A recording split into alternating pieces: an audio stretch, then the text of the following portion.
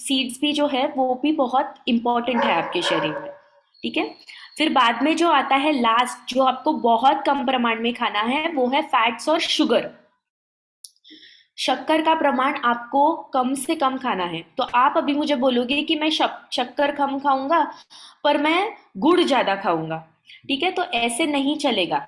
गुड़ और शक्कर में कैलोरीज सेम है, सेम कैलोरीज है। सिर्फ डिफरेंस इतना है कि गुड़ में थोड़ा मिनरल्स ज्यादा मिलता है और शक्कर में बिल्कुल मिनरल्स नहीं रहता। तो अगर आपको डायबिटीज है तो मैं आपको सजेस्ट करूंगी कि शुगर और गुड़ दोनों भी अवॉइड कीजिए, दोनों भी अवॉइड कीजिए, क्योंकि गुड़ भी खाने से आपका शुगर बढ़ने वाला है। ठीक है। तो ये शुगर के बारे में। फिर से तेल जो है वो आपको कम प्रमाण में लेना है। ज्यादा तेल डाल के सब्जी मत बनो, क्योंकि ज्यादा तेल डाल के सब्जी टेस्टी लगती है, तो ऐसे मत समझो। थोड़ा सा तेल डालो, सब्जी सब्जी थोड़े से तेल में बनाओ। आपका पूरे महीने का जितना आप राशन लाते हो एक व्यक्ति के लिए, ठीक है, एक व्यक्ति के लिए अगर आप 4 लोग हैं तो 2 लीटर ऑयल बस है, 2 किलो ऑयल बस है आपके लिए। तो ज्यादा ऑयल और घी का प्रमाण ज्यादा नहीं रखना है। अगर घी यूज कर रहे हो तो थोड़ा सा आप रोटी पे लगा सकते हो, या फिर रोटला खा रहे हो तो रोटला पे लगा सकते हो, दाल चावल पे थोड़ा ले सकते हो। पूरे दिन में 10 से 15 ग्राम का तेल और घी का उपयोग होना चाहिए, उससे ज्यादा फैट्स का उपयोग नहीं होना चाहिए पूरे डाइट में। फिर आता है बैलेंस डाइट, जिसको बोलते हैं संतुलित आहार। जैसे मैंने आपको बताया, हम लोग का जो ट्रेडिशन है वो बहुत बढ़िया है, बिकॉज हम लोग सिर्फ सब्जियाँ या फिर सिर्फ चावल या फिर सिर्फ दाल ऐसे नहीं खाते हैं खाने में। हम लोग का खाना जो है वो पूरा बैलेंस्ड होता है। दाल रहती है, चावल रहता है, सब्जी रहती है, कभी कभी पत्ते वाली सब्जी रहती है, कभी कभी फल वाली सब्जी रहती है। ठीक है। और दही रहता है, दही या छाछ रहता है। तो हमारा जो डाइट है वो पूरा बैलेंस्ड होना चाहिए। ठीक है। पोर्शन साइज आप चेंज कर सकते हो। एक रोटी ले लिया तो थोड़ा सा चावल ले लेंगे, चावल ज्यादा ले लिया तो रोटी नहीं ले लेंगे, ये सारी चीजें आप ऊपर नीचे कर सकते हो। पर सब्जी, दाल, प्रोटीन मतलब दही या छाछ ये खाने में होनी चाहिए। ठीक है। तो क्या होता है, ये पूरा जो है वो संतुलित आहार हो जाता है। ठीक है। जैसे मैंने बताया, हमारा इंडियन डाइट बहुत अच्छा है। तो कभी कभी क्या होता है, राइस में ना कोई कोई प्रोटीन का प्रमाण बहुत कम रहता है जो आपको दाल में मिलता है। दाल में कोई कोई प्रोटीन का बहुत प्रमाण कम रहता है जो आपको राइस में मिलता है। तो दाल राइस जब भी आप कंबाइन करते हो, वो पूरा फर्स्ट क्लास प्रोटीन हो जाता है, मतलब आपके शरीर के लिए बहुत अच्छा वाला प्रोटीन बन जाता है। तो हमेशा जब भी आप चावल खा रहे हो तो दाल का प्रमाण भी, मतलब दाल भी अच्छी तरह से ले लो। थोड़ा घट हो ना, मतलब थोड़ा थिक दाल बना के ले लो ताकि आपको प्रोटीन का प्रमाण अच्छा मिले। वैसे ही जब भी पालक पनीर खाते हैं लोग, ठीक है, तो उसमें पनीर में आयरन, सॉरी, पनीर में कैल्शियम पाया जाता है, स्पिनच में कैल्शियम पाया जाता है, स्पिनच में आयरन भी पाया जाता है, लोह का प्रमाण ज्यादा रहता है। और जब भी अनियन पे हम लोग लेमन डालते हैं, नींबू डालते हैं, तो विटामिन सी का प्रमाण। तो ये सारी चीजें जब भी कंबाइन होती है, तभी आपको उतने न्यूट्रिएंट्स मिलते हैं शरीर में। ठीक है। वैसे ही छोले, छोले का भी वैसे ही है, राजमा भी वैसा ही है, गाजर का हलवा भी वैसा ही है।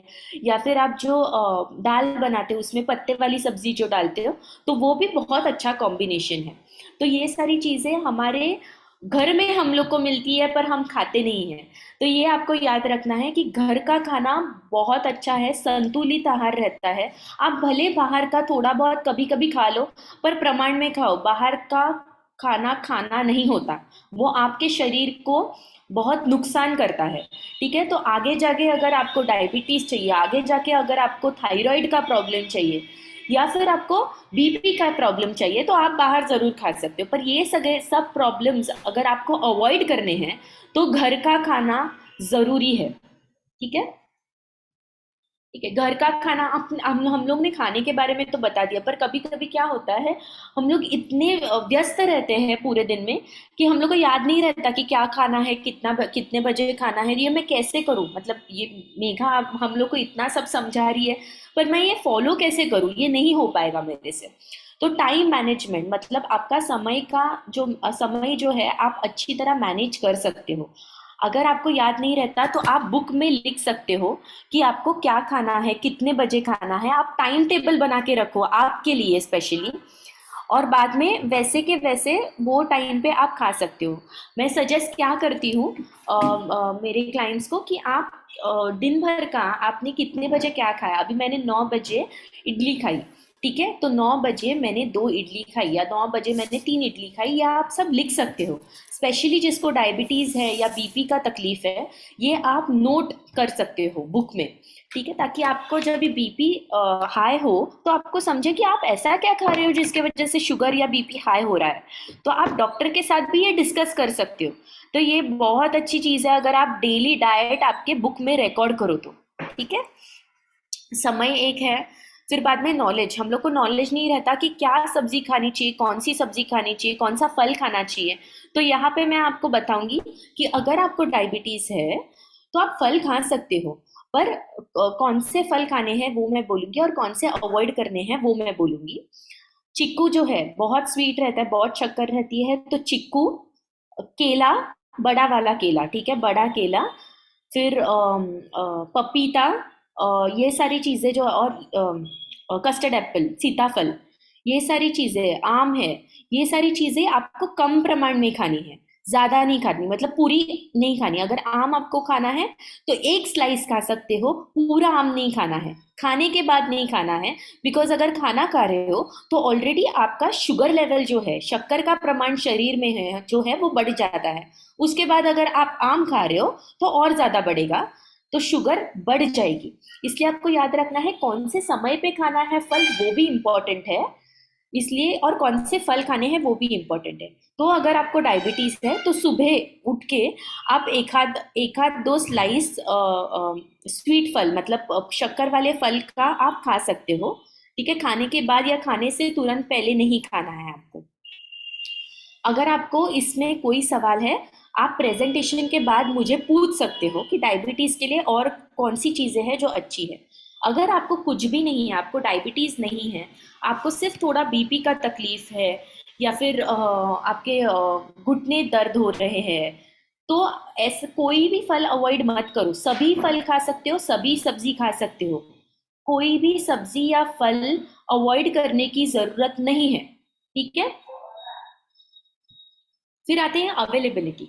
अवेलेबिलिटी मतलब क्या, हम लोग क्या करते हैं, अभी कीवी आया, ड्रैगन फ्रूट आ गया, अभी और कोई फल आ गया, तो हम लोग क्या करते हैं, नहीं ये सेहत के लिए अच्छा है, हम लोग ये खाएंगे।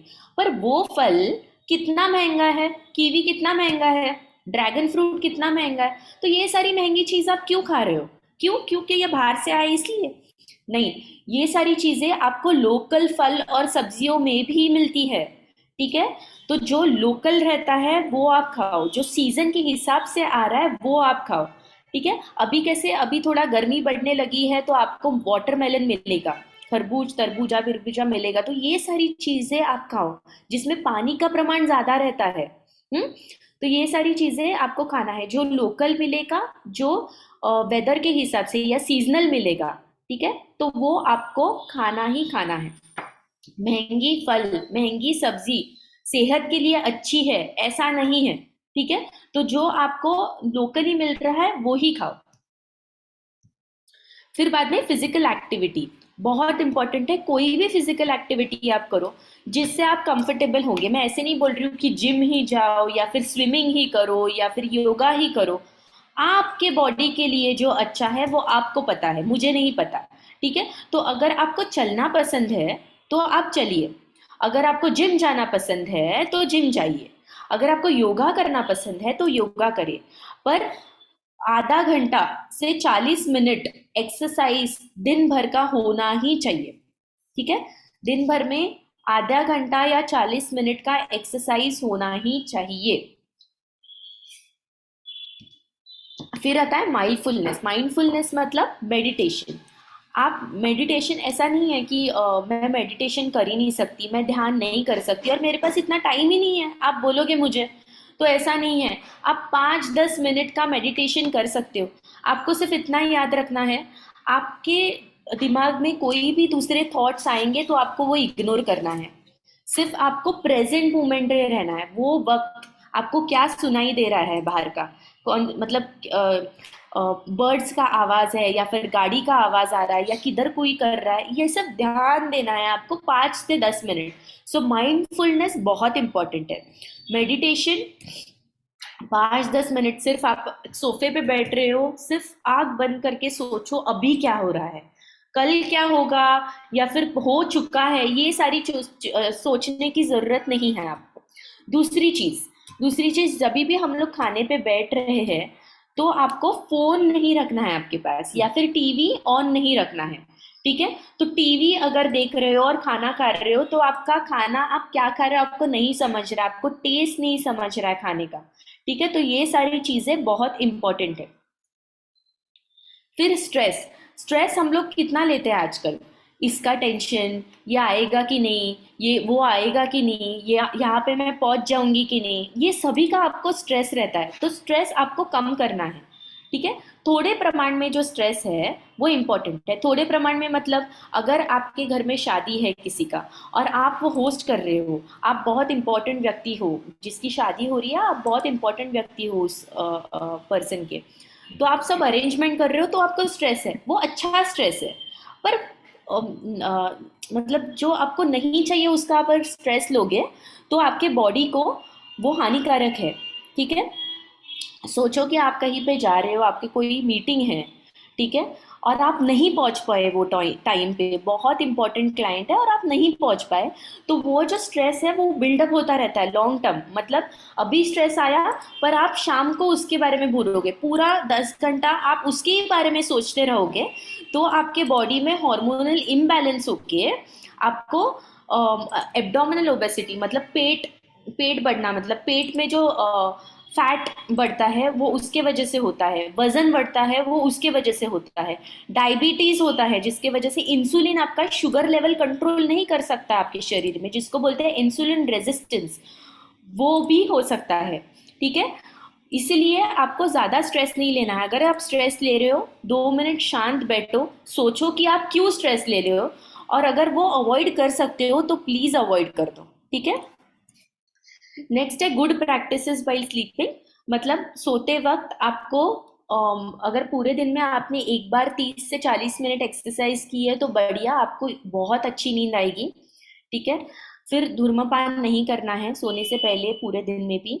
फास्ट फूड नहीं खाना है, मतलब जैसे मैंने आपको बताया ये French fries, burger, vada pav, ये सारी चीज़ें नहीं खानी है। खाना खाने के बाद 1 से 2 घंटा अगर आप रुक सकते हो सोने से पहले तो आपको रुकना है। इसलिए इसके वजह से आपको खाना थोड़ा जल्दी खाना है। आप सोओगे, मतलब खाना अगर 8 बजे खाओगे तो 10 साढ़े 10 तक आप सो सकते हो, या उससे पहले भी अगर खा सकते हो तो बढ़िया है। ठीक है, स्क्रीन टाइम जस्ट ज़्यादा नहीं होना चाहिए, मतलब लाइट नहीं ज़्यादा होना चाहिए। अगर आप सो रहे हो और लाइट अगर दिखाई दी, मतलब लाइट अगर मतलब रूम में हुआ है, टीवी के वजह से बोलो, या फिर मोबाइल का लाइट है, या फिर लाइट चलाई है किसी ने, तो आपके मेलेटोनिन जो रहता है, वो हार्मोन रहता है, वो सिक्रीट नहीं होता प्रॉपरली। ठीक है, तो 11 से 2 बजे तक ये मेलेटोनिन आपके शरीर में फंक्शन करता है, मतलब अच्छी नींद आना, आपका स्किन अच्छा रखना, ठीक है, आपके शरीर में मेटाबॉलिज्म, आपका फूड डाइजेस्ट करना, ये सारी चीजें जो होती है वो नींद में होती है। तो जितना आप दिन भर में करते हो उससे ज्यादा शरीर में जो मेटाबॉलिज्म होता है वो रात को होता है। ठीक है, तो आपको ये याद रखना है कि ज्यादा लाइट नहीं, ज्यादा प्रकाश नहीं होना चाहिए रूम में। रात को सोते वक्त अंधेरा होगा तो मेलेटोनिन अच्छी तरह सिक्रीट होगा। ठीक है, थैंक यू। अगर आपको कुछ भी प्रश्न है हम अभी ले सकते हैं, आप पूछ सकते हो मुझे।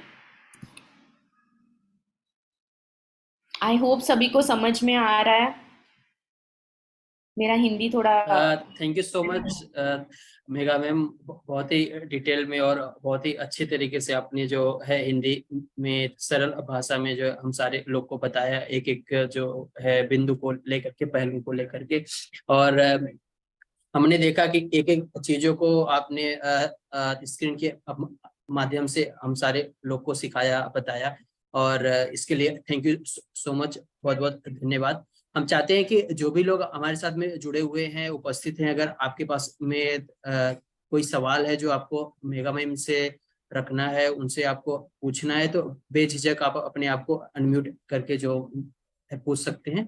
और हमारे साथ कॉल पर डॉक्टर सांत्वना मैम भी जुड़ी हुई हैं, तो हम स्वागत करना चाहते हैं मैम का।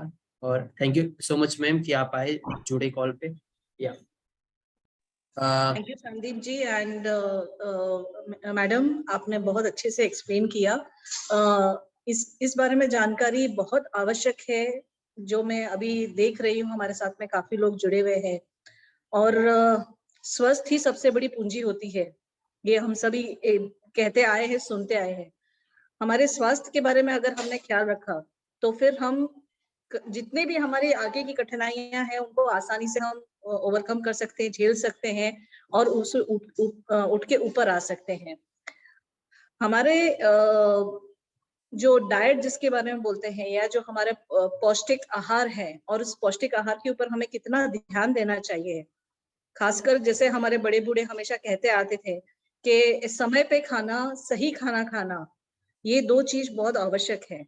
और हर चीज का एक मिश्रण होना हमारे लिए आवश्यक है, चाहे वो दूध हो, चाहे फल हो, चाहे वो अनाज हो, या फिर सब्जियां हो।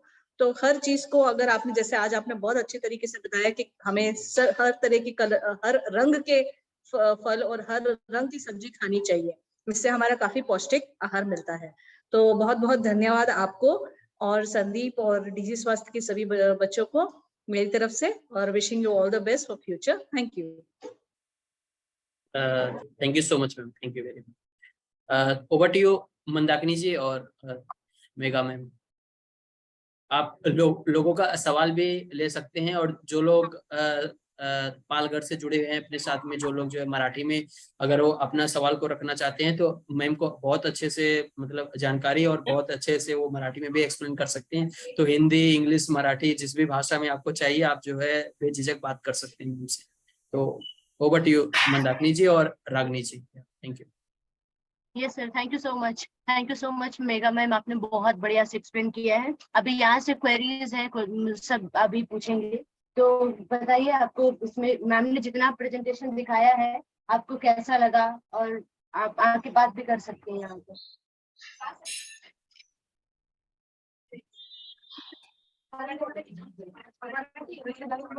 मराठी में कंफर्टेबल है, आ जाइए।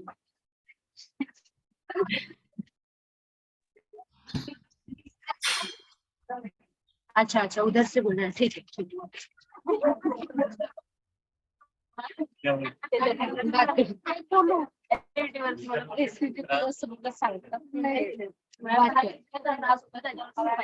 हाँ, उपाय काय सर? काय सर बोलू, क्या बोलू? संदीप, हेलो मैम, नमस्ते। हमारे इधर एक महिला है जिनको एसिडिटी का प्रॉब्लम है, तो आप उनका कुछ बताएंगे क्या हमें? हो। तो उनको सभी को मराठी में बोलूं? मराठी में, हाँ मराठी में आप प्लीज बताइए। ऍसिडिटी हे म्हणजे ऍसिडिटीचं खूप वाढलंय प्रमाण का, कारण का आपलं, मी पूर्ण तुम्हाला सांगितलं की लाईफस्टाईलमुळे पण असतं, पण दुसरी गोष्ट म्हणजे आपण बायका एवढ्या बिझी असतो ना पूर्ण दिवसात, की आपल्याला टाइम नसतो. आपण सकाळी उठतो, जेवण बनवतो, डब्बा बनवतो आणि देतो, पण पहिली गोष्ट आपण काय करतो की चहा पितो, बरोबर की नाही? तर चहा सकाळी सकाळी जर तुम्ही प्यायलात तर तुम्हाला ऍसिडिटी होणारच, ठीक आहे? कारण का तुम्ही रात्री जेवता, त्याच्यानंतर 8 तास झोपता आणि सकाळी पहिली गोष्ट जी तुम्ही करताय ती चहा पिता, ठीक आहे? तर त्याच्यामुळे ऍसिडिटी होते. आणि त्याच्यानंतर जर तुम्ही दिवसभर पण तुम्ही बघितलं तर तुम्ही सकाळी उठल्यावर चहा पिणार, त्याच्यानंतर नाश्त्यानंतर चहा पिणार, मग संध्याकाळी चहा पिणार, आणि मध्ये कोणी आलं तरी चहा पिणार. ह्याच्यामध्ये आपल्याला 2-3 गोष्टी होत्यात.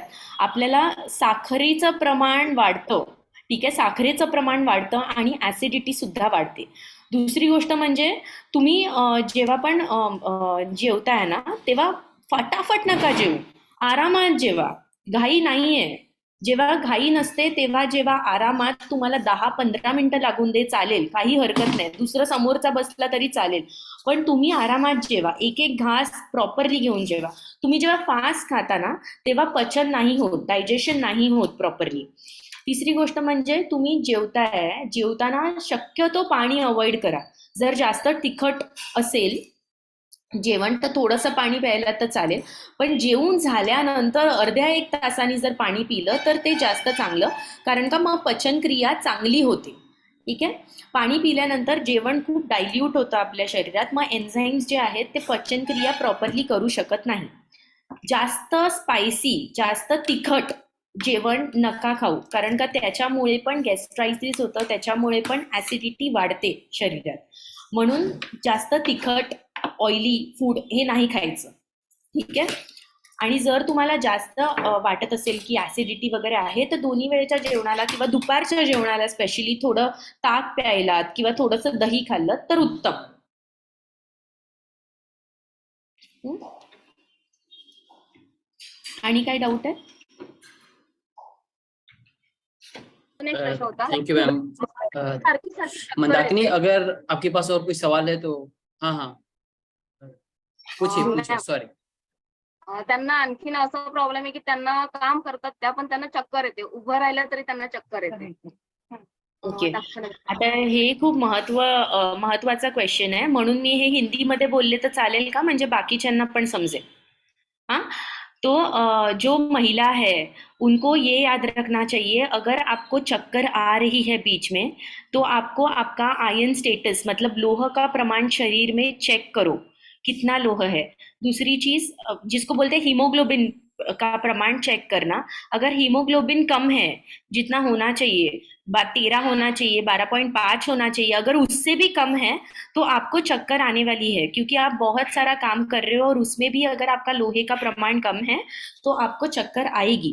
दूसरी चीज, अगर आपने शुगर टेस्ट नहीं की हो आपकी खुद की तो प्लीज शुगर की जांच कीजिए. शुगर की जांच कीजिए, आप देखो आपका शुगर लेवल कितना है. कभी कभी कैसे होता है, अगर हम लोग ने जांच नहीं की तब तक हम लोग को समझता नहीं है शुगर है. तो ये सारे जो साइंस है, चक्कर आना या फिर आपको थोड़ा ब्लैकिश दिखना, मतलब ब्लैक दिखता है आंखों के सामने और चक्कर आ जाती है, या भी बहुत थकावट होती है, बहुत भूख लगती है, तो ये सारी चीजें बहुत महत्वपूर्ण है. आप शुगर जांच कीजिए. आप देखो अगर आपका शुगर कम हो रहा है, लिमिट से कम हो रहा है या लिमिट से बहुत बढ़ गया है, तो आपको मेडिसिन मतलब दवाई लेना बहुत ज़रूरी है उस टाइम पे. अगर आपके डॉक्टर अगर आप बोले कि आहार पे कंट्रोल करो, दवाई हम लोग बाद में देखेंगे, तो आहार पे कंट्रोल करना है. जैसे मैंने आपको बताया है, हम लोग के खाने में से हम लोग को शुगर मिलता है, चावल में से शुगर मिल रहा है, चपाती में से, जो भी आप खाना खा रहे हो उसमें से शुगर मिल रहा है. पर जो एडिड शुगर है, मतलब आप शक्कर डाल रहे हो या फिर गुड़ डाल रहे हो या फिर चॉकलेट खा रहे हो, आइसक्रीम खा रहे हो, मिठाई खा रहे हो, तो ये सारी चीजें आपको अवॉइड करनी है. ठीक है, बिकॉज ये एडिड शुगर है खाने में, तो ये ध्यान रखना. अगर चक्कर आ रहा है, आपका हीमोग्लोबिन चेक कर लो, ये बहुत इंपॉर्टेंट है, स्पेशली विमेन्स में. ठीक है ma'am, thank you very much. आपको अच्छे से समझ आया ना मैम ने जो बताया है? ठीक है मैम, इनका एक सवाल है, आप पूछिए. हाँ? क्या हुआ? अच्छा अच्छा, कमर दुखता है उससे रिलेटेड कि अच्छा उसमें खाने पीने का क्या कर सकते हैं. तो मैम बता रही हैं ये कि कमर दुखता है तो खाने का उसमें कुछ संबंध है क्या, लाइक कि कुछ ऐसा डाइट करे वो ठीक हो जाए, है ना? देखो और या कैसे फिर होता और है, 30 साल के बाद है ना, आपको कैल्शियम लेना बहुत ज़रूरी है. नॉट नेसेसरी आपको दवाई से ही कैल्शियम लेना है, आप खाने में भी कैल्शियम ऐड कर सकते हो. बिकॉज जो बोन्स रहते हैं, हड्डियाँ जो रहती है, वो कैल्शियम और विटामिन डी, ठीक है, उससे बने हैं. तो आपको विटामिन डी और कैल्शियम लेना बहुत ज़रूरी है. दूसरी चीज़, हम लोग पहले के ज़माने में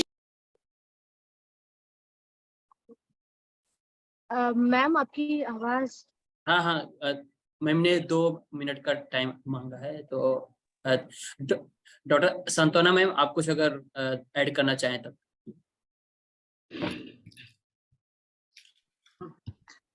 हाँ जी, आप कुछ पूछ रहे थे Sandeep ji? I think Hello. या मेगा मैम आ गई, तो Okay. मेगा मैम ने 2 मिनट का टाइम मांगा था, तो मैं उस टाइम पे बोला कि अगर आप कुछ ऐड करना चाहते हैं तो या थैंक यू। तो दूसरी चीज मतलब हम लोग को विटामिन डी नहीं मिलता जो हम लोग को सन से मिलता है, सूर्य से मिलता है। तो आजकल हम लोग घर में ही काम करने लगे हैं, जो बाहर जाते हैं और सनलाइट जिसको मिलता है उसको विटामिन डी इनफ मिलता है। बट कभी कभी मतलब बहुत सारे पैरामीटर्स हैं हम लोग के अभी आजकल इतना पोल्यूशन बढ़ गया है कि विटामिन डी जो है वो प्रॉपरली पेनिट्रेट नहीं हो रहा है। तो ये सारी चीज़ें भी आपको ध्यान देनी चाहिए। इसलिए 30, अगर आपका एज 30 से ज़्यादा है तो आपको ये याद रखना चाहिए कि आपको कैल्शियम और विटामिन डी का जो प्रमाण है वो खाने से भी मिल सकता है, तो खाना वैसा खाना। ठीक है। तो किससे आपको कैल्शियम मिलता है? दूध और दूध के पदार्थ से तो कैल्शियम मिलता ही है। ठीक है। जो नॉनवेज खा रहे हैं, एग है या फिर चिकन है, मटन है या फिर फिश है, उसमें से भी आपको विटामिन डी और कैल्शियम मिल रहा है। पर जो वेजिटेरियन है, आप स्नैक्स जैसे खा रहे हो, मखाना है, उसमें से आपको कैल्शियम मिलता है। फिर ये पालघर में जो आपको अळूची पानं माहिती आहेत तुम्हाला? अळूची पानं आहेत किंवा राजगिरा आहे, नाचणी है, इससे भी आपको कैल्शियम मिलेगा। नाचनी जिसको बोलते हैं, आप नाचनी की भाकरी खाते हो ना, तो उससे भी आपको कैल्शियम मिलेगा। तो कैल्शियम और विटामिन डी बहुत ज़रूरी है। आप काम करते हो उसके वजह से तो पीठ दुखेगा ही, बट काम आप रोक नहीं सकते, बराबर आपको काम करना ही है। बट काम करने के लिए उतनी एनर्जी चाहिए तो आप खाना खाते हो। वैसे ही आपके हड्डियों को कैल्शियम और विटामिन डी बहुत इंपॉर्टेंट है, बहुत ज़रूरी है, इसलिए वो खाने से आपको मिलना ही चाहिए। ठीक है। so much, ma'am.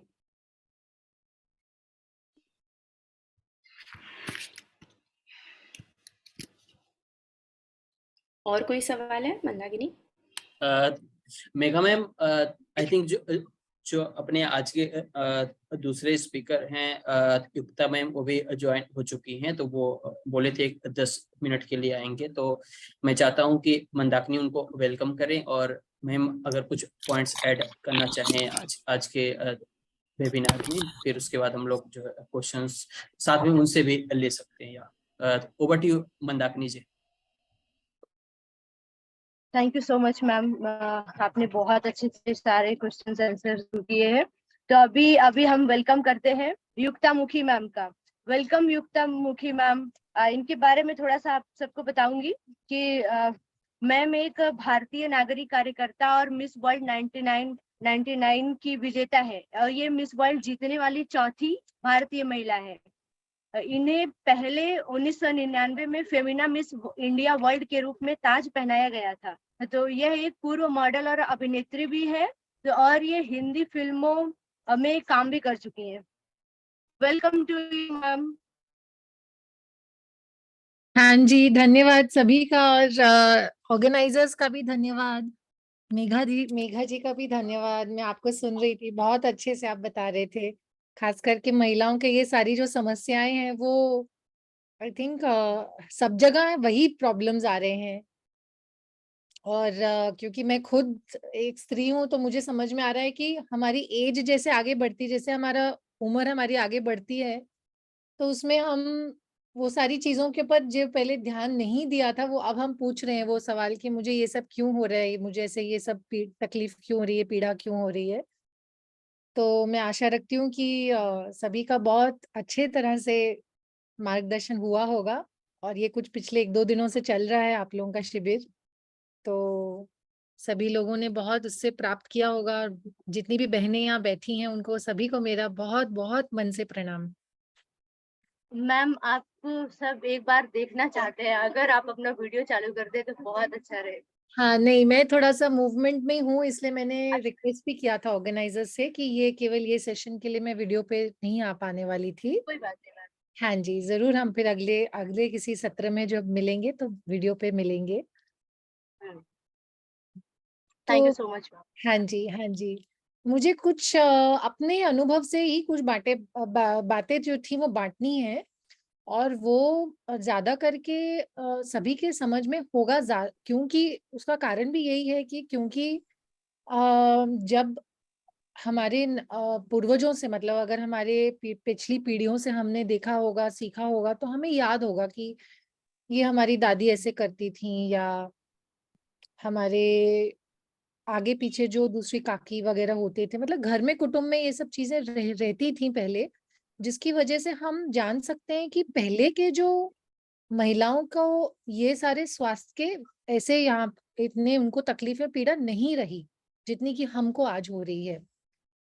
तो एक दो कारण इसके ये हैं, जो जैसे मैंने कहा अपने अनुभव से मैं कह रही हूँ कि उनको कुछ कुछ चीजों की उनको पता था कि ये खाने से हमें इसको सब चीजों को वर्जित रखना है, मतलब इसको नहीं खाना है, इसमें ये विष के समान इसका प्रयोग हो रहा है, मतलब ये विष की तरह बन रहा है शरीर में जाके। तो उदाहरण के तौर पर पहले के जमाने में चाय या कॉफी नहीं पीते थे, ये सब सॉफ्ट ड्रिंक कोका कोला वगैरह ये सब नहीं लेते थे, साखर इतनी नहीं खाते थे। तो ये सब चीजों से उनके जो अंग स्त्री के लिए महीने पे जो उसका मासिक धर्म होता है, जब भी रक्त का प्रवाह होता है 3 4 5 दिन जितना भी, तो उसमें जब हम रक्त को जाते हुए हम देख रहे होते हैं, जब रक्त जा रहा होता है उस समय अगर हम बहुत सारे वो सब चीजों को ग्रहण करें जो हमारे स्वास्थ्य के लिए अच्छा नहीं है, तो फिर वो महीने में हमको और कमजोरी आती है, मतलब आते आते दिनों में हमें समझ में आता है, और आते आते वर्षों में भी समझ में आता है कि 20 साल 25 साल 30 साल की उम्र में जितने हमारे अंग में शक्ति थी, तो वो शरीर में उतनी जो है शरीर का बल जो है वो कम होते जा रहा है। तो सारी चीजें जो है वो खाने से जुड़ी हुई हैं, और इसमें मतलब चाय कॉफी साखर बिस्किट तो हमने समझ ही लिया है, लेकिन उसमें जैसे कुछ कुछ चीजों को मिलावट नहीं होना चाहिए। खाने के बर्तनों पे मुझे खास करके बोलना है, क्योंकि सब हमारी जो बहनें बैठी हैं वो ज्यादा करके गांव से हैं या बहुत सारे बड़े शहरों में नहीं है, तो मैं समझती हूँ कि आप गृह कार्यों में आप अपने आप को सशक्त, हमसे ज्यादा कहीं आप सशक्त हैं।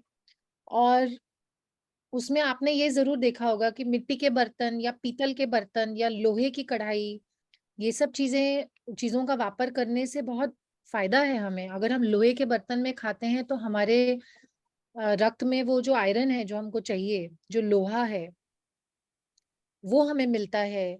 केवल सिर्फ हम पाले भाजी खाएं और हम बोले मेथी और पालक खाने से या कड़ी पत्ते से मुझे मिलेगा, तो वो पूरी तरह से हम उसको हमारे शरीर में हम स्वीकार नहीं पा रहे हैं। तो कहाँ पर हमारे से कमी हो रही है? एक तो बहुत सारी भागदौड़ मचा रहे हैं, जब ये आराम के दिन है महीने के तो 3 दिन पूरा आराम लेना चाहिए, उसमें बिल्कुल नहाना नहीं है। आयुर्वेद में जो बोला गया है मैं वही आपसे बांट रही हूँ, जो मैं करती आ रही हूँ स्वयं। तो आयुर्वेद के जो नियम है उनको हम गलत नहीं ठहरा सकते, क्योंकि ये बहुत पुरानी विद्या है, हमारे पूर्वजों से चली आ रही है। और ये सृष्टि में जैसे निर्माण हुआ है जो जड़ी बूटियों का, या सृष्टि में जो एक सृष्टि की जो साइकिल चलती है, जो उसके अपने चक्र चलते हैं, सुबह से सूर्योदय से पहले उठ जाना, सूर्यास्त के पहले भोजन कर लेना, उस समय तो एक जगह बैठ के टीवी वगैरह या मोबाइल की रेडिएशन भी नहीं रहती थी। तो ये सारे चीजों को, ये नियमों को पालन करने से बहुत ही लंबे समय तक हमें उसका अच्छा प्रभाव मिलेगा, उसके अच्छे लाभ मिलेंगे। तो मैं इनको बताना जरूरी समझ रही हूँ, क्योंकि आजकल जो नवी पीढ़ी है, जो युवा लड़कियां हैं, युवतियां हैं आज की, वो इसको उस गहराई से नहीं समझ रही हैं और उसको बहुत हल्के तरीके से ले रही हैं। तो ज्यादा कुछ शैम्पू, साबुन, अपना कपड़े धोने के लिए केमिकल, बहुत सारा बर्तन धोने के लिए ये सब जो नए नए लिक्विड आते हैं, ये सब बिल्कुल बंद कर देना है। मतलब आपण कसं म्हणतात जुन्या काळात आपले जे आजी वगैरे होते ते सगळे राख वापरायचे. तर राख जेव्हा वापरली जायची, ती कुठली राख असायची, किंवा गौरीची राख असायची किंवा लाकडची राख असायची, दोघांमध्ये. तर ती राख आपण वापरली पाहिजे. दात घासायला, म्हणजे ते आधी तर काळात ते कपडे पण त्यात धुवत होते. आणि अरिठा असतो, अरिठाच्या साबणाचं पाणी असं तयार होतो अरिठाला रात्री भिजवून. तर ते ही केलं तर आपल्याला खूप फायदा आहे त्याचं. कारण की ते जे सगळं जे रसायन आहे, ते जेव्हा रसायन आपल्या अंगात जाणार नाही, तर आपली जी पाचन शक्ती असते, ती बिघडत नाही. आपली पाचन शक्ती चांगली असेल, मग आपण काही बी खाऊ तर आपण त्याला म्हणजे आपल्या अंगावर तर लागणार आहे. जर आपली पाचन शक्ती बिघडली जाईल, चहा, साखर, बिस्किट हे सगळं घेऊन किंवा पाव खाऊन किंवा आजकाल युवतीयांना खूप पिझ्झा आणि पास्ता आणि हे सगळं हे सगळं खूप चुकीचा कार्यक्रम आहे. आता समजणार नाही. आता वाटतंय ठीक आहे, मला काय फरक पडत नाहीये. मला बाहेर जायचंय, मला फिरायचंय. माझ्या मैत्रिणींसोबत मला खूप मजा करायची आहे. ठीक आहे, स्वीकार आहे. पण ते नेहमी केलं तर त्याचा काय परिणाम होईल तेही कळायला हवंय. सो मला हे बोलायचं होतं, की आपलं जे नियम पालन केलं पाहिजे बायकांनी, ते आपल्या स्वास्थ्यासाठी, आपल्या मानसिक स्वास्थ्यासाठी आणि आपल्या पुढची पिढीला दाखवायला, ते फार महत्वाची गोष्ट आहे. कारण की पुढची पिढीला हे समजत नाहीये आणि ते इंटरनेटवर बघून आणि बरेचसे सगळे विज्ञापन बघून किंवा दुसरे करतायत, तर मला पण आईस्क्रीम आणि चॉकलेट आणि हे सगळं खायचंय. तर त्यामुळे आपल्या अंगाला खूप कमी वयात ते दुर्बल बनवून घेतात. कमी वयात दुर्बलता येणार आणि कमी वयात आपण बघतोय, की आपली जी गर्भाची थैली आहे, त्या पिशवीत खूप त्रास होत आहे लहान-लहान मुलींना. पी-सी-ओ-डी, पी-सी-ओ-एस म्हणतो आपण, फायब्रॉइड्स हे खूप एवढ्या लहान वयात हे नाहीच झालं पाहिजे. असे एवढे टाईट-टाईट कपडे घालून, जीन्स घालून हे सगळं काही चुकीचं कार्यक्रम आहे आणि त्यामुळे काय घडणार आहे? डॉक्टरांकडे जाणार, डॉक्टर बऱ्याच औषध दाखवणार. ते औषध घेतल्याबरोबर अजून त्याचा वाईट परिणाम होईल आणि पुढे जाऊन जेव्हा आपल्याला जेव्हा गर्भधारण करायचं असेल, तेव्हा खूप त्रास होईल. मधल्या वयात 40च्या वयात येऊन अजून त्रास होईल. तर हे सगळे गोष्टी ज्या आहेत ते लक्षात घेऊन मग तुम्ही तुमचा निर्णय ठरा आणि लहान मुलींना त्याच्याबद्दल खूप माहिती दिली पाहिजे, त्यांचं मार्गदर्शन झालं पाहिजे, हे अगदी महत्वाचं आहे. सो मेघाताई म्हणत होते, की कॅल्शियमसाठी आपण नाचणी घ्यावी. आम्ही आता शहरात राहतो. आम्ही ज्यांच्याकडून घेतो ते आम्ही मार्केटचं घेत नाही कुठला बी पॅकेटचं. आम्ही म्हणतो हाताची दळणीचं पीठ केलेलं असेल ते आम्हाला द्या. आता कुठल्या महिन्यामध्ये, कुठल्या ऋतूमध्ये आम्ही नाचणी खावी. आता गरमी लागलेली, आता उष्णता वाढेल, तर आपण आता ज्वारी घेतली पाहिजे. बाजरी नको किंवा तांदळाच्या पिठाने भाकरी करा. तर आता दिवसात जे एकदा जेवण करतायत तेव्हाच जेवा. जेवणच्या मध्ये-मध्ये काही बी हे करू नका. चिवडे खातायत, पॅकेट चिप्स खाताय, हे सगळं नको. 3 वेळाचं जेवण व्यवस्थित एक ताट सजवून भाजी, वरण, भाकरी. लोणचं खायचं नाहीये आपल्या बायकांना. आपण जेवढं आंबट खाल्लं आपल्याला त्रास होणार आहे. आणि तिखट खायला सुद्धा हिरवी मिरची ही वर्जित केलेली आहे आयुर्वेदमध्ये. तर जमेल तर थोडीशी लाल मिरची घ्या, पण हिरवी मिरची नकोय. आणि भांड्याबद्दल म्हणायचं होतं आणि दुसरं सर्वात उत्तम जी म्हणजे आपण आपल्या स्वयंपाकाची नेहमीची जी प्रणाली आहे, त्याच्यामध्ये जर खरोखरच बदल आणायचा आहे, तर हे आयोडाइज्ड नमक टाटाचा किंवा कुठल्या बी कंपनीचा येतो, ते टोटली काढून टाका. आपण सेंधा नमक म्हणतो, जे आपण उपाशी राहतो तेव्हा घेतो किंवा ते दगडासारखं छोटे-छोटे दगड येतात, ते त्याला हाताने फोडून ते भाजी कापलेली की अगोदर टाकायचं. मीठ कधी बी शिजवल्यानंतर टाकायचं नाहीये. तर ते अगोदर टाकून आणि ते पूर्ण मीठ भाजीमध्ये हे रसून गेलं पाहिजे. मग तुम्ही शिजा आणि शिजायच्या वेळी मनात काही देवांचं नाव काढा.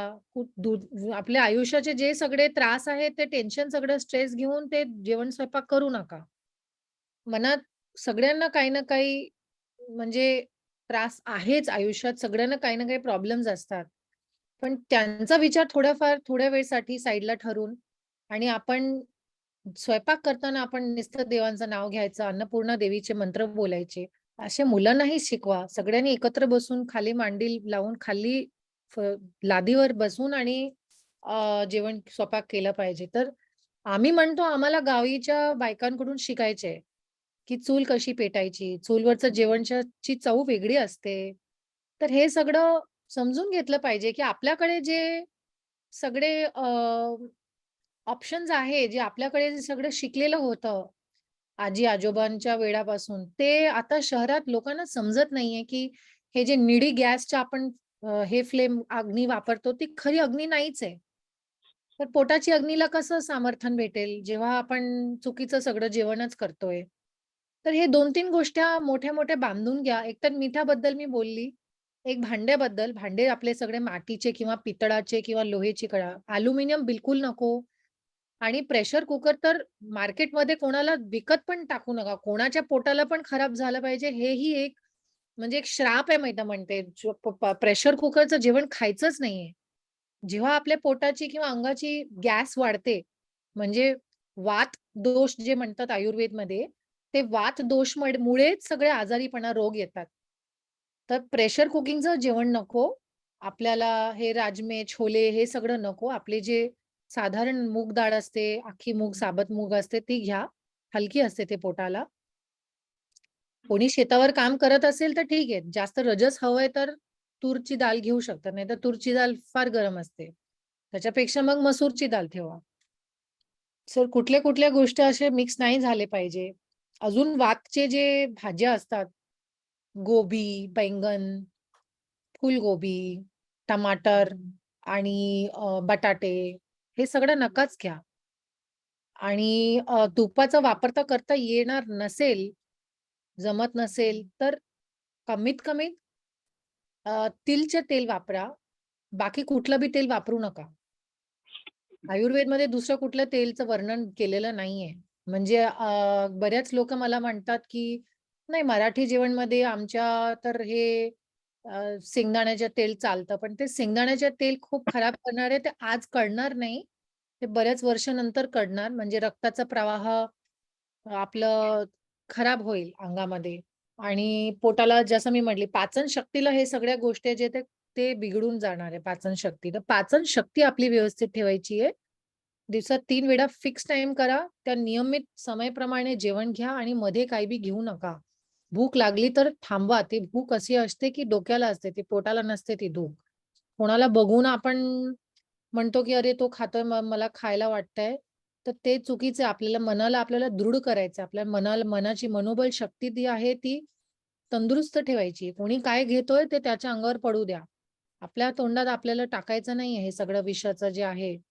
आणि घरात लहान मुलांना सुद्धा बिलकुल त्यांना त्यांना म्हणजे एक टोटली एक नियम पालनमध्ये बायका आहे ते बाई आईची घराची आई असते तीच टाकू शकते. तिने बांधून घेतलं पाहिजे मुलांना, की हे सगळं चॉकलेट काही बी कुठलं बी पॅकेटचं वस्तू असेल ते माझ्या घरात नको. आता माझा मुलगा आहे 13 वर्षाचा. मागच्या काहीतरी 7 वर्षापासून आम्ही हे सगळं नियम पालन करतोय. जेव्हा आम्ही बाहेर पडतो घराच्या, तर आम्ही म्हणतो ठीक आहे काही बी नाही भेटलं चांगलं आमच्या हिशोबाने तर आम्ही दूध भाकरी खाऊ. 3 वेळा आम्ही दूध भाकरी करतो. पाहिजे तेवढी भाकरी खा. चांगलं देशी गाईचं दूध वापरा. त्यात दुसरं कुठलं बी दूध वापरू नका. पाकीटचं दूध वापरायचं नाही. दही याला कुपथ्य म्हणतात आयुर्वेदमध्ये. कुपथ्य म्हणजे तो आतमध्ये जाऊन पित्तला वाढणार आहे. म्हणजे अजून उष्णता वाढेल आणि तुम्हाला ॲसिडिटी होईल, मग जळणार, मग पोट खराब होणार, पोट साफ होणार नाही व्यवस्थित. सकाळी उठल्याबरोबर पाणी घेतलं चूलसारखं बोलून तर ते पोट साफ लगेच झालं पाहिजे. असं सगळ्या गोष्टींचं पालन केलं तर आयुष्यात आपल्याला रोग आणि आपल्या आरोग्य म्हणजे भेटेल. आपल्याला रोग नको आहेत. आपल्याला आरोग्य हवं आणि आपल्याला चांगले मनोबल पाहिजे. तर व्यवस्थित जेवण केल्याबरोबरच मनोबल आपलं वाढू शकतो. ही गोष्ट बांधून घ्या. आणि माझी विनंती आहे, की बायकांनी जे पूर्वीचे काम करायचे ते सोडू नका. विशेष तौर पर अ, हे जे आपण म्हणत होतो, की हाताची दळणीचं जे पीठ असतो, ते हे सगळं शहरात भेटत नाहीये आणि जर आम्ही शोधायला गेलं तर कोणी सापडणार नाही. सो खूप महत्वाचं आहे, की आपण ही सगळी जी नेहमीची क्रिया असते, त्याची सवय बांधून ठेवा आणि ती सोडू नका, अशी आमची विनंती आहे. कधीतरी आम्ही असं बघणार आपल्या आयुष्यात, की गावाच्या बायकातून आम्ही सगळं शिकतोय. तर त्यासाठी हे ज्ञान आणि ही जी विद्या आहे, ते सगळं ठेवा तुम्ही. अ, असे एवढंच बोलायचं होतं. अजून कोणाचे काही प्रश्न असेल, तर त्या प्रश्नाची उत्तर मी द्यायला मी आहे इथे. मेघाताई आपण पुढे बोलू शकतात. धन्यवाद. Thank you so very much Dipta ma'am कि आपने इतना डीप में जा करके और हम सारे लोग को जानकारी दिया और खास करके स्पेशली जो है पहले के टाइम पे हम लोग जो किस तरह से अपना जो ख्याल रखते थे और हमारा शरीर जो है रोग से लड़ने के लिए उस टाइम पर कितना जो है सक्षम होती थी। तो जो thank you so very much ma'am कि आपने इतना Mr. महत्वपूर्ण Sandeep, जानकारी दिया। या yeah, I'm Mohan Kumar from Tamil Nadu. Good afternoon. Welcome sir. How are या you? Fine. Sir, one more question to the madam. The madam, what is my question is, though the India is the capital of diabetic patients, what are the nutritional food she suggests, please, for the So- control of the blood sugar? Alright sir, thank you so much. So mega ma'am आप ये सवाल लेना चाहेंगे या फिर युक्ता ma'am, आप दोनों जन में से कोई जानकारी सवाल ले सकते। Thank you.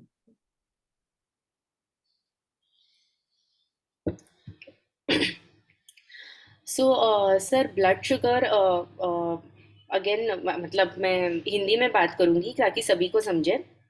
दो टाइप का रहता है, एक टाइप 1 रहता है, एक टाइप 2 रहता है। टाइप 1 डायबिटीज में इंसुलिन बाहर से देते हैं क्योंकि शरीर में इंसुलिन बनता ही नहीं है। टाइप 2 में थोड़े प्रमाण में बनता है, इसलिए गोलियां लेनी पड़ती है, मेडिसिन लेनी पड़ती है। अभी डायबिटीज कंट्रोल करना सिर्फ मेडिसिन से नहीं होता, हम लोग फूड से भी बहुत अच्छी तरह डायबिटीज कंट्रोल कर सकते हैं। जैसे मैंने पहले बताया कि हम लोग जो भी खाना खा रहे हैं, चावल खा रहे हैं या रोटी खा रहे हैं या फिर फल खा रहे हैं, सब्जी खा रहे हैं, उसमें थोड़े प्रमाण में कार्बोहाइड्रेट रहता है, मतलब सिंपल कार्बोहाइड्रेट सब्जी में नहीं रहता, बट रोटी है या चावल है उसमें सिंपल कॉम्प्लेक्स कार्बोहाइड्रेट रहता है, वो शक्कर का ही एक प्रकार होता है, ठीक है। बट जो भी हम लोग बाहर से ऐड करते हैं, जैसे हम लोग मिठाई खा रहे हैं या फिर आइसक्रीम खा रहे हैं, शक्कर अगर चाय में डाल रहे हैं, शक्कर कॉफी में डाल रहे हैं, तो ये सारी चीजें आपको एडिड शुगर जो है वो अवॉइड करनी है।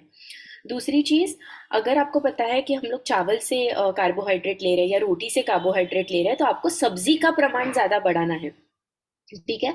तो हर एक खाने में आपको आप सब्जी तो रखते हो, पर आपका अगर प्रमाण बढ़ाना हो तो आप सैलेड ले सकते हो। सैलेड में कुछ नहीं, सिर्फ ककड़ी, गाजर, टमाटर, ये 3 भी आप सब्जियां ऐड करोगे ना दोनों वक्त के खाने में, तो भी बहुत बहुत अच्छा रहेगा, बिकॉज उससे फाइबर बढ़ेगा, उससे ब्लड शुगर आपका कंट्रोल होगा। तो आपको क्या करना है, दोनों वक्त के खाने से पहले सैलेड खाना है पहले, मतलब ककड़ी, गाजर, टमाटर, एक ककड़ी, एक गाजर, एक टमाटर, ये छोटा छोटा मतलब मीडियम साइज, ये पहले खा लेना है। उसके बाद आपको खाना शुरू करना है। तो पहले सैलेड खाना, बाद में खाना शुरू करना, मतलब जो भी आप भाकरी खा रहे हो, रोटी खा रहे हो, चावल खा रहे हो, वो चलेगा। चावल का प्रमाण कम रखना, मतलब पूरी तरीके से हटाने की जरूरत नहीं है चावल को। अगर आप सब्जी ज्यादा प्रमाण में खा रहे हो, दाल थोड़ी घट रहनी चाहिए, मतलब थिक रहनी चाहिए, ताकि आपको प्रोटीन का प्रमाण भी उतना मिले। दूसरी चीज, आपको बाहर का ज्यादा नहीं खाना है। जैसे युक्ता जी ने भी बोला, आपको प्रोसेस फूड नहीं ज्यादा खाना है, बिकॉज उसका ऑयल कौन सा यूज करते हैं, कितने दिनों का ऑयल यूज करते हैं, ये सारी इंग्रेडिएंट्स क्या यूज करते हैं, ये हम लोग कुछ नहीं पता, इसलिए बाहर का शक्य तो मतलब अवॉइड करो। और फल भी मैंने बताए हैं, आप सभी फल खा सकते हो, पर अगर आपका शुगर का प्रमाण बहुत ज्यादा हो, 200 के ऊपर हो फास्टिंग, तो आपको बहुत सिलेक्टिव फ्रूट्स खाने हैं।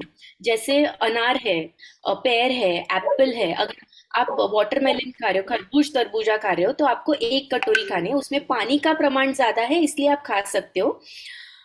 फिर पपीता है, ये सारे फल आप खा सकते हो 1 कटोरी ऐसा।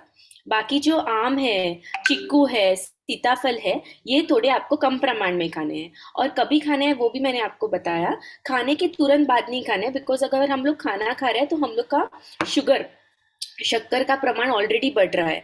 उसके बाद अगर आपने तुरंत कोई भी फल खाया तो और शक्कर का प्रमाण बढ़ेगा, इसलिए आपको फल 2 घंटे के बाद, मतलब खाने के बाद, या फिर सुबह को उठने के बाद आप फल खा सकते हो। अगर स्वीट ज्यादा शक्कर वाला फल आपको खाना है, मन कर रहा है खाने का, जैसे आम के सीजन में आपको मन करता है, तो 1 से 2 स्लाइस आप खा सकते हो सुबह उठ के, ठीक है। और बाद में आप नॉर्मल डेली खाना जो है वो खाना है आपको।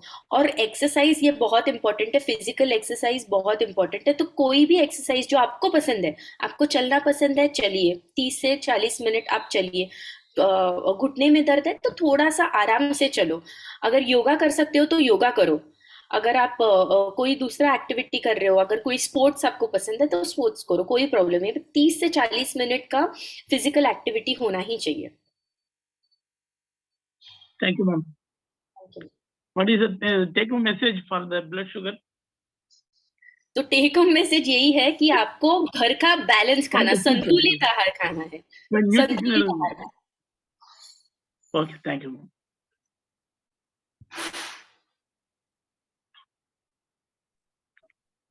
Thank you Sandeep, so much. thank you, ma'am. या लास्ट टाइम से भी आप मतलब आपका सवाल था कि हमको वेबिनार जो है इंग्लिश में चाहिए, तो आई एम श्योर कि अगला एक वेबिनार आपके लिए सेपरेट हम रखेंगे जिसमें आपका रीजनल लैंग्वेज भी हो सके। तो जैसा कि हमने सुबह में ही आपसे रिक्वेस्ट किया था, क्योंकि जो सुनने वाले लोग में हिंदी भाषी के ज्यादा लोग हैं, इसलिए हम लोग जो है इसको हिंदी में कर रहे हैं। तो मेघा में मैं एक मिनट का टाइम लेकर के जो छोटा सा डिजिटल स्वास्थ्य के बारे में आप सारे लोग के सामने रखना चाहता हूँ। और हमारे साथ कॉल पर मतलब युक्ता मैम भी है, तो उनको भी जो है इसके बारे में जानकारी मिल जाएगा। तो युक्ता मैम, डिजिटल स्वास्थ्य फाउंडेशन का शुरुआत जो है जुलाई 2020 में हुआ था, और उससे पहले जो है 2007 में मुझको बोन कैंसर डायग्नोस हुआ था, और उसको लेकर के मुझको जो है 6 to 8 मंथ का टाइम लग गया था ढेर सारे हॉस्पिटल में जाने में।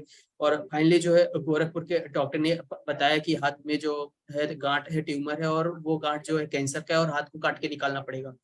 तो उस टाइम तो कुछ अपने को समझ नहीं मतलब आया, और अगले ही दिन हम लोग जो है बॉम्बे आए, और वहां पर जो है टाटा हॉस्पिटल में 1 साल का इलाज हुआ और मैं ठीक हुआ। तो उसी टाइम पे मैम जो सोच बना था कि आगे चल करके सोशल सेक्टर और स्पेशली जो हेल्थ केयर में काम करना है।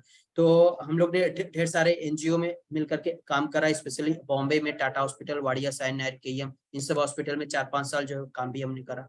और 2020 में हमने जो है डिजिटल स्वास्थ्य फाउंडेशन का शुरुआत करा, जहाँ पर हम लोग गांव-गांव में जाते हैं, स्कूल्स में जाते हैं, मार्केट में, वहां पर जाकर के लोगों को जागरूक करते हैं, लोगों को उनका बीमारी से जुड़ी हुई जानकारी देते हैं। और गांव में ही हम लोग जो है हेल्थ कैंप लगा करके लोगों को उनका बेसिक जो जांच होता है, height, weight, blood pressure, sugar, temperature, haemoglobin, ये सारी चीजों को बेसिक जांच करके, और जिस भी रोग से संबंधित उनको जो है कंसल्टेशन चाहिए, तो शहर के डॉक्टर से वीडियो कॉलिंग के माध्यम से ऑनलाइन हम लोग जोड़ते हैं। तो हमारे पास में जो है KEM hospital, JJ hospital, Hinduja hospital, Lilavati, AIIMS hospital, इस तरह के जो इंडिया के जो टॉप मोस्ट हॉस्पिटल्स माने जाते हैं, वहाँ के डॉक्टर्स हमारे साथ जुड़े हुए हैं ऑनलाइन। और वो लोग बहुत ही बेसिक चार्ज में वो लोग देखते हैं। कुछ डॉक्टर जो है फ्री में देखते हैं, कुछ डॉक्टर जो 50 रुपए या 100 या 150-200 में देखते हैं। अगेन उनका फीस उनके हॉस्पिटल में तो बहुत ज्यादा है।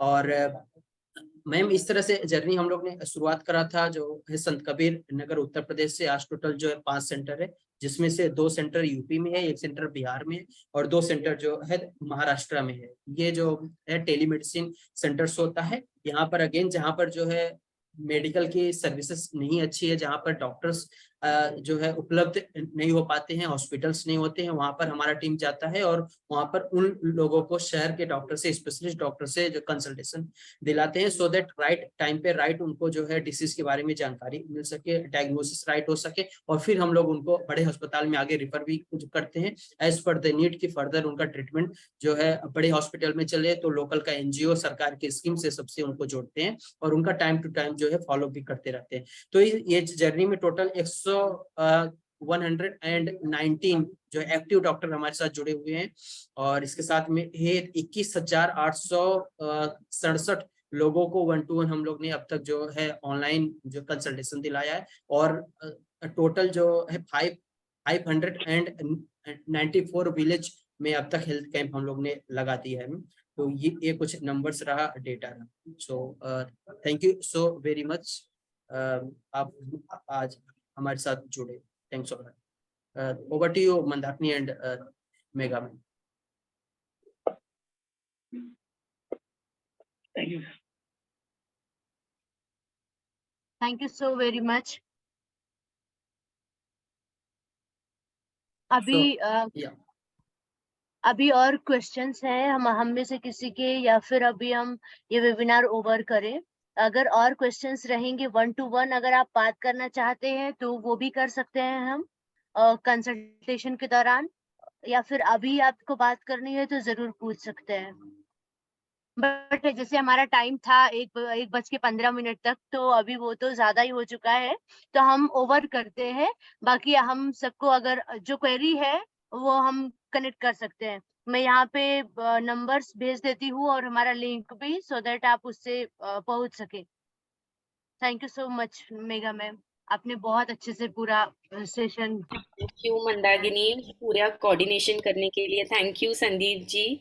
संदीप जी और मैंने काम किया है सायन हॉस्पिटल में, तो मैं उनको बहुत अच्छी तरह पहचानती हूँ। आई थिंक साथी है कि नहीं मुझे पता नहीं, बट साथी इज देयर। साथी अगर आप आ सके क्लोज टू आगे मी। तो तो hello ma'am. Hi Swati, hi, how are you?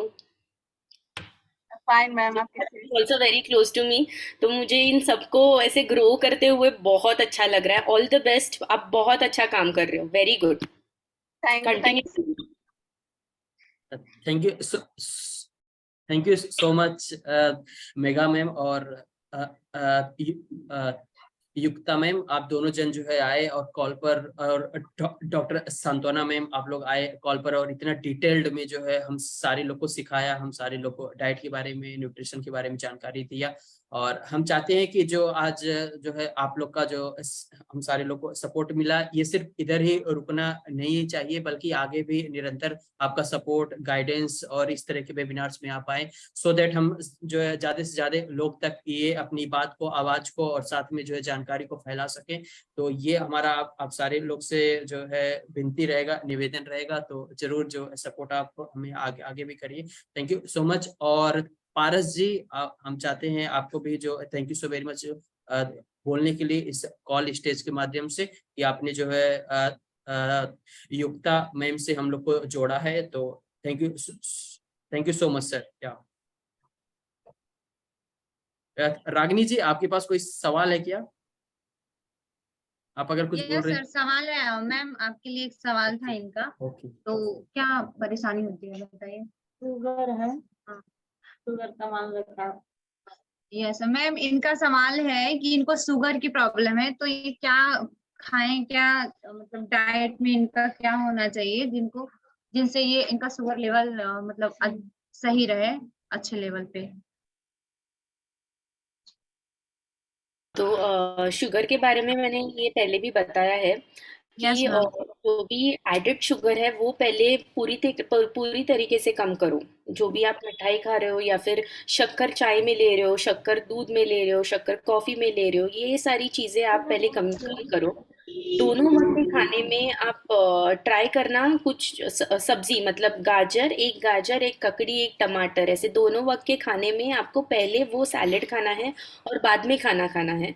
अगर आप 3-4 रोटी खा रहे हो तो उसका पोर्शन साइज 50% कम करना, धीरे धीरे कम करना। मतलब अगर आप 4 रोटी ले रहे हो तो 2 रोटी खाना, चावल खाना थोड़ा सा, या फिर थोड़ा 1 हफ्ते के बाद 1 रोटी खाना और थोड़ा चावल खाना। आप सब्जी का प्रमाण ज्यादा बढ़ा सकते हो, क्योंकि सब्जी में जो है रेशा है, फाइबर है, जिसके वजह से आपका शुगर लेवल कंट्रोल में आ जाएगा।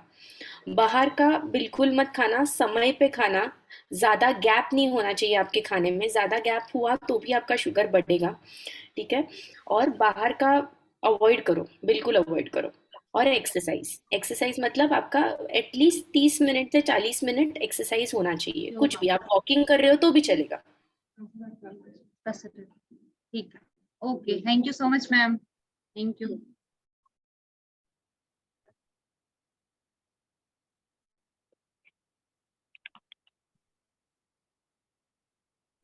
तो लास्ट का 1-2 सवाल और अपन ले सकते हैं, और उसके बाद में जो भी सवाल है उसको प्लीज आप लोग नोट करके रखिएगा। मेगा मैम से एक अपॉइंटमेंट लेकर के अपन सेपरेट जो कॉल पर भी हम अपन जो है मैम से 1-to-1 भी बात करवा सकते हैं।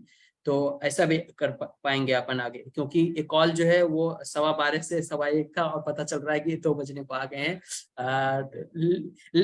लेकिन फिर भी बहुत ज्यादा अच्छा लगा कि आप लोग के पास इतने सारे सवाल हैं और आप लोग उस चीज को बारी बारी जो है आकर के पूछ रहे हैं। तो अपना उद्देश्य भी यही होता है कि हम लोग जो बात बोल रहे हैं वो उस चीज को आप समझ रहे हैं कि नहीं, बल्कि यहाँ पर ये चीजें समझने के बाद में आप जो सवाल भी पूछ रहे हैं। तो सचमुच हम सबको बहुत अच्छा लग रहा है।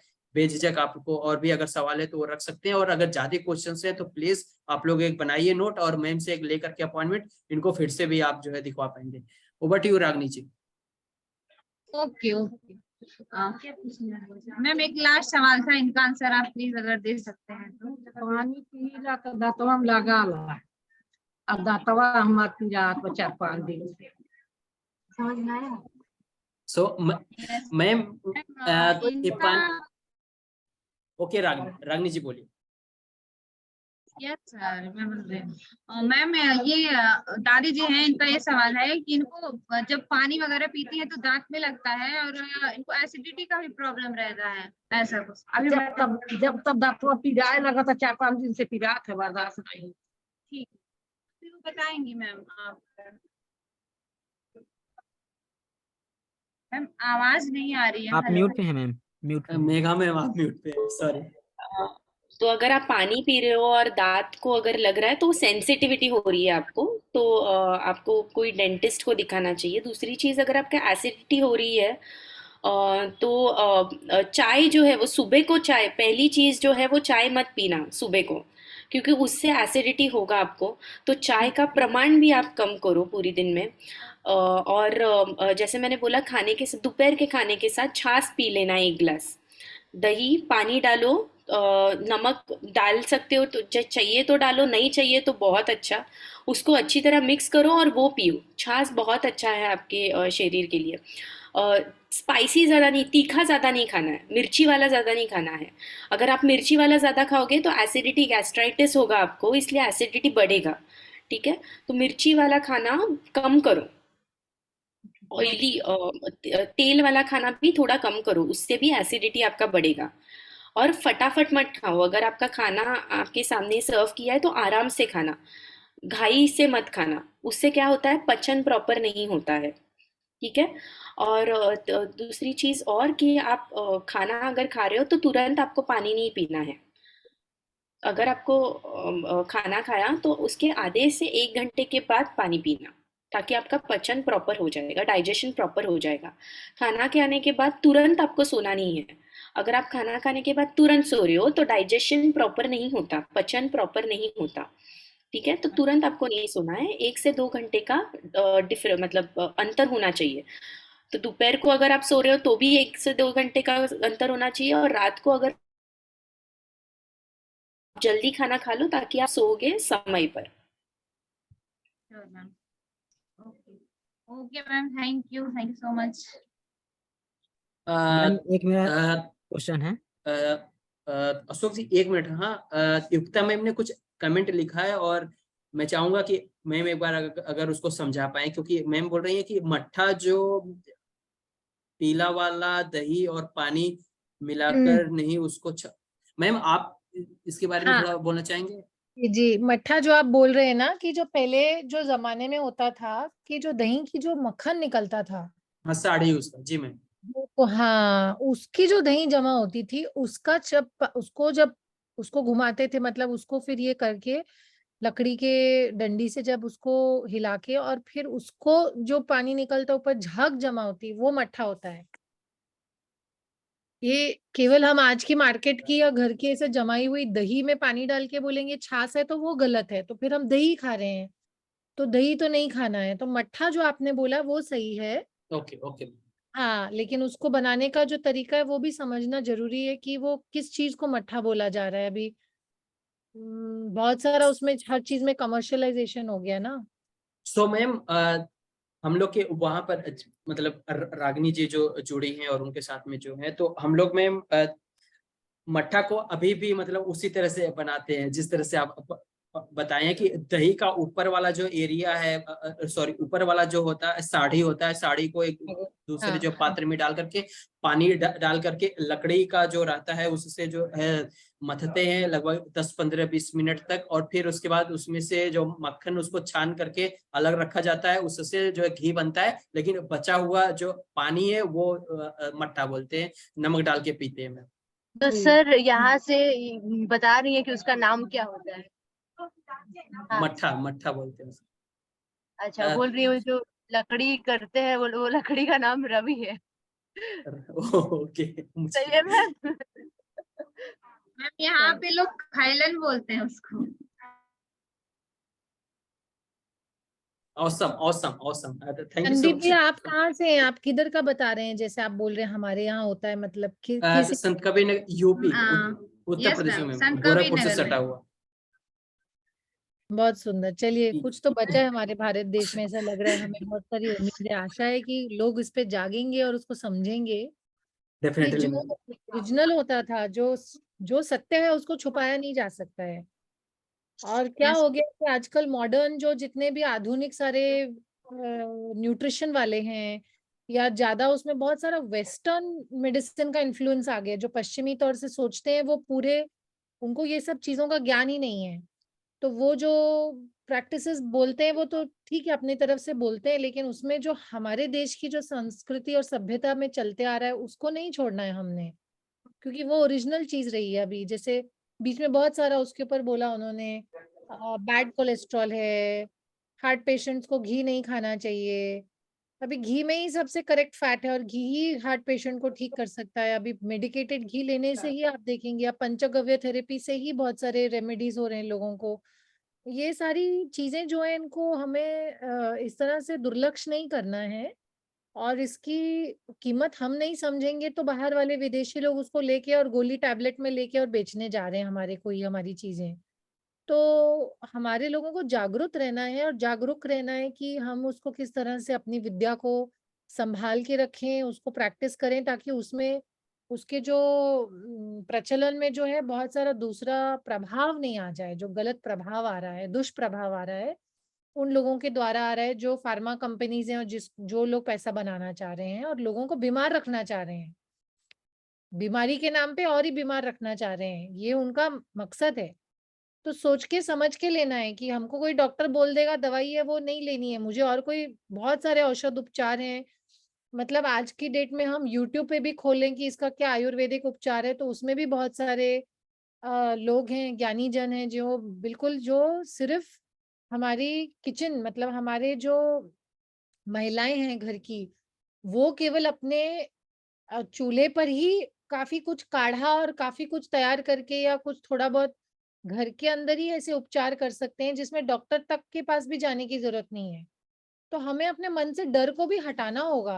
हर छोटे छोटे जुकाम खांसी के लिए हम भी अगर डॉक्टर को फोन करेंगे तो उनकी तो अच्छी खासी लाइन लगी रहेगी बाहर। तो उसमें हमें अपने आप के अंदर आत्मविश्वास भी पैदा करना है कि जैसे मैं पहले कह रही थी, जो हमारे पहले पूर्वजों ने किया है, वही उपचारों को अभी तक भी हमें आगे चल के चलाते ही रहना है। उसी में ही हम स्वावलंबी बने रहेंगे, और उसी में ही हमारा स्वराज्य जो है वो पुनर्स्थापित करेंगे। धन्यवाद संदीप भैया, धन्यवाद। Thank you so much so ma'am, much, thank you ma'am. Very much. कितना जो है अच्छे तरीके से आप जो है हम लोग को गाइड कर पा रहे हैं। और मैम हम लोग चाहेंगे कि आपके साथ में एक कॉल और भी हम लोग आगे चल कर के नेक्स्ट मंथ में रखें, सो दैट कि आपसे और भी ज्यादा चीजें हम लोग को सीखने को मिले। तो यहाँ पर हम चाहेंगे कि एक कॉल को इधर ही समाप्ति की ओर हम लोग बढ़ाएं, क्योंकि मैम को भी जाना होगा अभी, और साथ में जो है आप लोग के सामने भी हेल्थ कैंप है, तो आप लोग को हेल्थ कैंप को जारी रखना है। सो thank you so very much एक बार फिर से जो है युक्ता मैम को, मेघा मैम को, डॉक्टर स्वंतना मैम को, पारस जी को, और पूरा जो है डिजी स्वास्थ्य की जो संपूर्ण जो टीम को, और साथ में हैदराबाद से जुड़े हुए सर को भी, और आप सारे लोग जो इतना देर से अराउंड 2 घंटे से बैठ करके एक ही जगह पर बैठ करके बहुत ही ध्यान से विधिवत रूप से सुने जा रहे हैं आप चीजों को, और सुनने के साथ में उस चीज को आप जो है अपने पास उसका नोट भी बना रहे हैं, वो चाहे लिख करके या दिमाग में।